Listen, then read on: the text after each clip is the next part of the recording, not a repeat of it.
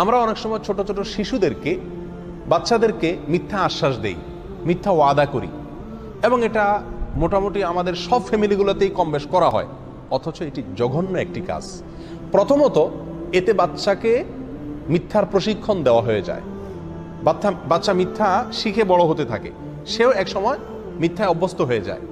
দ্বিতীয়ত, মিথ্যা আশ্বাস দিয়ে বাচ্চাকে সে আশ্বাস পূরণ না করলে, মিথ্যা কথা বললে বাচ্চার সঙ্গে, বাচ্চা আস্তে আস্তে আস্তে তার অভিভাবকদের প্রতি যে আস্থা, যে বিশ্বাস, যে শ্রদ্ধা, যে সম্মান তার ভিতরে থাকা দরকার, সেটা আস্তে আস্তে উঠে যায়। এটা বড় ধরনের ক্ষতি। তৃতীয়ত, আব্দুল্লাহ ইবনে আমের রাদিয়াল্লাহু তাআলা আনহু নামে একজন সাহাবী, তিনি বলেন যে একবার রাসূল আকরাম সাল্লাল্লাহু আলাইহি সাল্লাম আমাদের বাসায় এসেছিলেন। আমার মা আমাকে ডাক দিলেন, ডাক দিয়ে বললেন, এদিকে আসো, তোমাকে একটা জিনিস দেব। আমরা অনেক সময় এরকম বলি, তোমাকে একটা জিনিস দেব, কি দেব বললাম না। তখন রাসূল আকরাম সাল্লাল্লাহু আলাইহি সাল্লাম ওই মহিলাকে জিজ্ঞাসা করলেন যে তুমি তাকে কি দিবা, আসলে কি কিছু দিবা নাকি, নাকি মিথ্যা তাকে ডাকার জন্য, কাছে আনার জন্য, ধরার জন্য ডাক দিলা, এই কথা বললা। তখন তিনি বললেন, ইয়া রাসূলুল্লাহ, তামারান, আমি খেজুর দেব তাকে।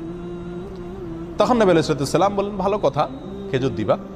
লাউলাম তুতিহি শাইআ, যদি তুমি তাকে কোনো কিছু না দিতা, মিথ্যা শুধুমাত্র হাওয়াই একটা কথা বলে তাকে আনতা, মিথ্যা প্রতিশ্রুতি দিয়ে তাকে ডাকতা, তাহলে কুতিবাত আলাইকা কাযিবা, তাহলে তোমার নামে একটা মিথ্যা লেখা হতো।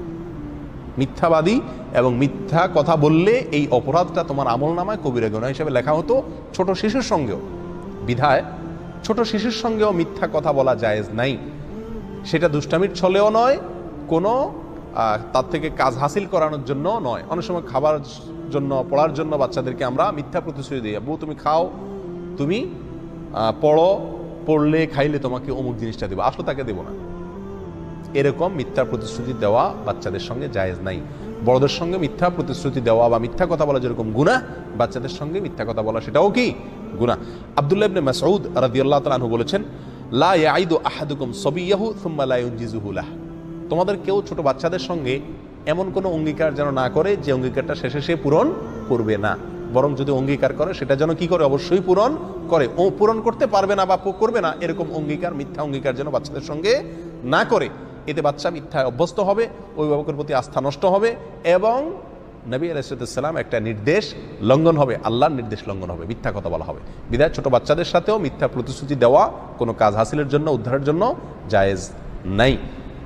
অনেক সময় বাচ্চাদেরকে আমরা মিথ্যা গল্প শুনাই, আমি নিজেও জানি যে এটা মিথ্যা, বানোয়াট।